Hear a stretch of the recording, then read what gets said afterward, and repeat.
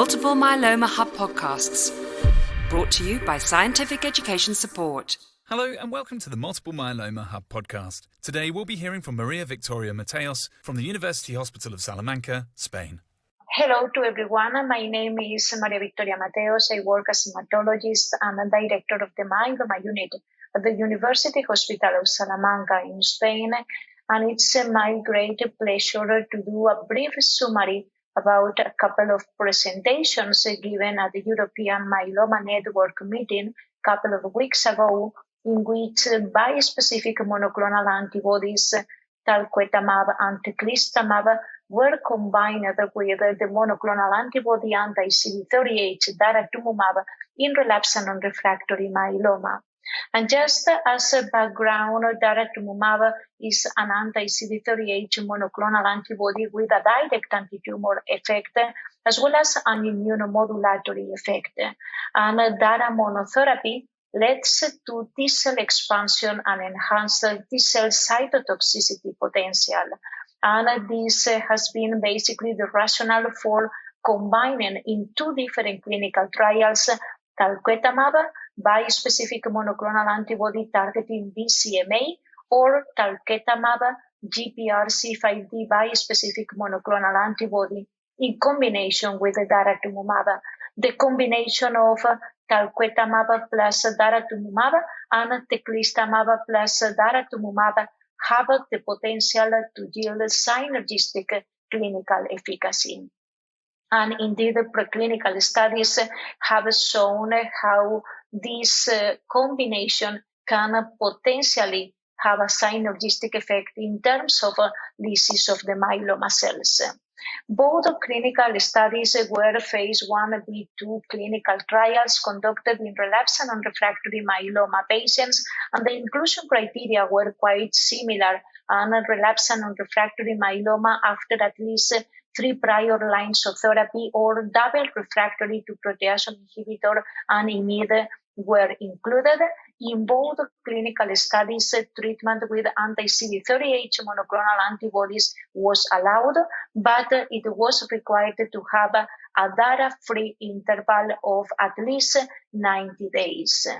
And the key objective of both clinical studies were first to define the optimal dose, the recommended phase 2 dose for daratumumab in combination with either talquetamab or teclistamab, and definitely subsequent endpoints were to evaluate the safety profile as well as the efficacy and pharmacodynamic and pharmacokinetic. In both clinical studies, the design included different dosing cohorts, and different doses were evaluated for the bispecific monoclonal antibody, either teclistamab or talquetamab, whilst the dose of daratumumab was used according to the approved subcutaneous schedule. Important to note that for both clinical studies, pre-medication were limited to the step-up doses and first full dose of talquetamab or teclistamab, and no steroid requirement was for talquetamab or teclistamab after the first full dose. In both clinical studies, heavily pretreated myeloma patients were included, and basically in both studies, the median number of prior lines of therapy was 5 or 6. And approximately 50% of the patients in both clinical studies were what we can call triple-class refractory. Indeed, in both studies, some patients previously exposed to anti-BCMA targeted therapy were included in both studies. From the safety point of view, I would say that the combination of the bispecific monoclonal antibody teclistamab or talquetamab plus daratumumab resulted in cytokine release syndrome observed in approximately 50-60% of the patients, but in majority of them was only grade 1 and 2. Neurotoxicity was much less frequent, and it occurred in no more than 1-2% of the patients. Cytopenias were also a common hematological adverse event reported in both combinations, but cytopenias were mostly confined to step-up doses and cycle 1 and 2 and resolved in the majority of the patients in the first cycles. Also, I would like to note that talquetamab targeting GPRC5D presented a special safety profile because GPRC5D is also expressed in the hair follicles as well as in the nails, and this resulted in skin exfoliation or a rash or some abnormalities in the nails and even also dysgeusia, and this was reported in approximately 50-60% of the patients, but majority of these adverse events were grade 1 and 2 and basically managed with supportive care. From the efficacy point of view, overall, daratumumab in combination with either teclistamab or talquetamab resulted in overall response rate over 70 or 80% across the different dose cohorts, and the follow-up is rather shorter right now, so median progression-free survival has not been reached for these combinations, but I can say that the responses deepened over time.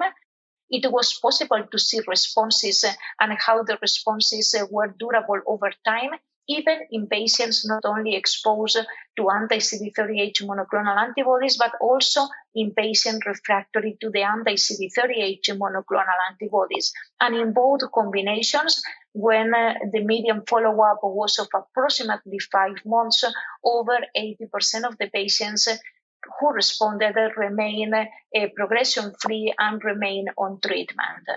From the pharmacodynamic point of view, I would like just to remark an important finding. And in both studies, the proportion of CD38 positive CD8 T cells declined after initial DARA dosing on cycle 1, day 1, and this is consistent with previous data. But the administration of the bispecific monoclonal antibody, either talquetamab or teclistamab, allowed to immediately increase CD38 positive T cells despite the concurrent DARA treatment.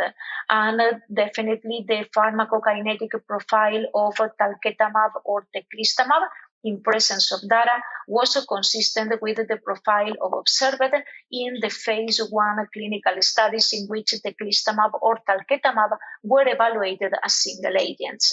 And my conclusions will be that it is possible to combine the anti-CD38 monoclonal antibody daratumumab with bispecific monoclonal antibodies, either talquetamab or teclistamab, with non-overlapping toxicity. What is important, indeed, preliminary efficacy data suggests a promising overall response rate in these heavily pretreated myeloma patients. Responses were observed even in patients exposed or refractory to anti-CD38 monoclonal antibodies, and definitely these data support the use of talquetamab or teclistamab in combination with daratumumab as novel immunotherapy-based approaches for the treatment of patients with multiple myeloma. Thank you very much for your attention. Thank you for listening to the Multiple Myeloma Hub podcast. We would also like to thank our supporters: Pfizer, Sanofi, AbbVie, Bristol Myers Squibb, Genentech, GSK, Roche, Amgen, and Oncopeptides. Multiple Myeloma Hub podcasts, brought to you by Scientific Education Support.